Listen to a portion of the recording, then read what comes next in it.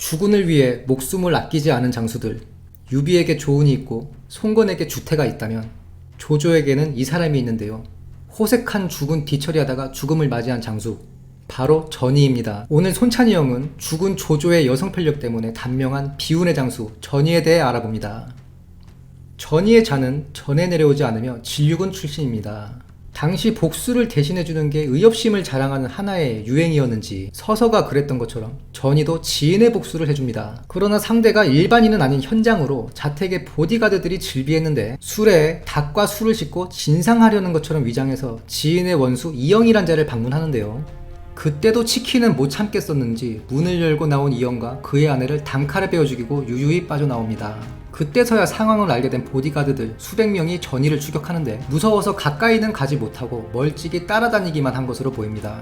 곧 전희의 친구들이 합류하자 전희는 태세전환해서 말도 안 되는 열쇠 속에서 싸우다가 탈출을 하는데 이 일로 전희는 많은 호걸들에게 이름을 알리게 됩니다.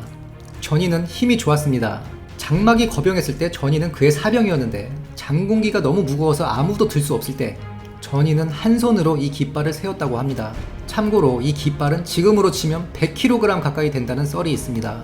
게다가 추후 언급될 복양전투에서는 한 번에 수국을 10개를 들고 적들한테 집어던졌다고 하죠.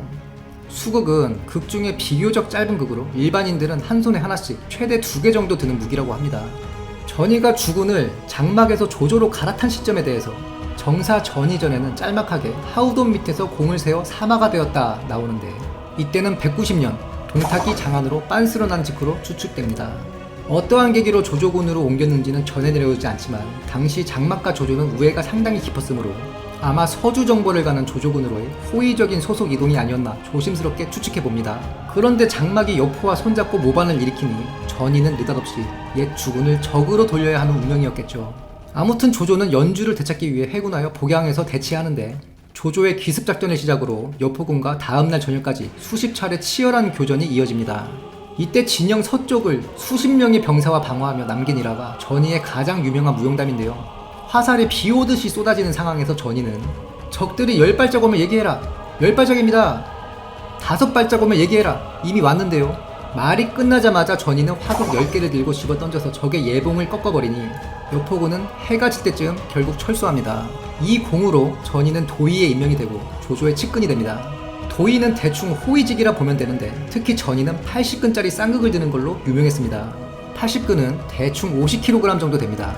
도의로 근무하면서 집에도 안 가고 잠도 진영에서 자며 조조를 호위하였다고 하는데 주량이 보통 사람들의 배나 되고 조조가 이런 전희에게 술과 먹을 걸 많이 줬다고 하니 집에 안 기어 들어간 이유가 따로 있었을 수도 있다는 생각이 듭니다. 전희는 지휘관으로서의 커리어가 없는데 장군직을 달기로 전에 사망했기 때문입니다. 당시 그의 관직은 교의로 장군직 최말단 비장군보다도 아래였습니다. 지금부터 조조희와 전희의 커리어가 왜 7년 남짓의 짧은 기간에 끝장이 났는지 알아봅니다. 일찍이 완의 장수는 형주의 유표와 동맹을 맺고 있었는데 조조가 형주를 박살내버립니다.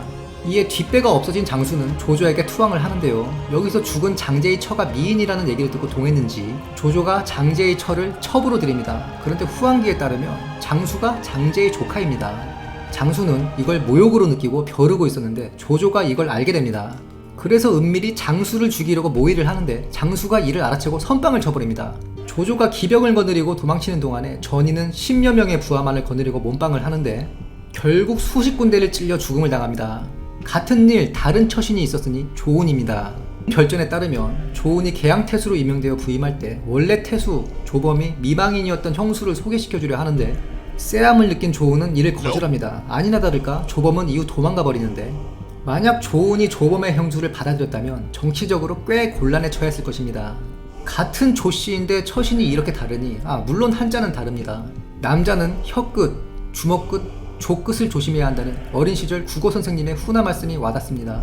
조조는 자신의 여성 편력으로 아까운 전희를 잃게 되었고 조카 조한민, 거기에 큰아들 조한까지 잃게 되는데 이 사건으로 추후 위의 후대는 사이코 조비가 있게 됩니다. 조조는 전희의 죽음을 애통해하며 곡을 했으며 전희를 안장한 양읍을 지날 때마다 제사를 지냈다고 합니다. 그리고 조비 때 전희의 아들 전마는 관내후의 자기를 받습니다. 참고로 관내후는 후 중에 제일 핫발입니다. 오늘은 주군의 여성 편력 때문에 일찍 골로 가버린 비운의 장수 전희에 대해 이야기해보았습니다. 영상이 유익하셨다면 구독, 좋아요, 알림 설정 부탁드리며 다음 시간에는 손소편으로 찾아뵙겠습니다.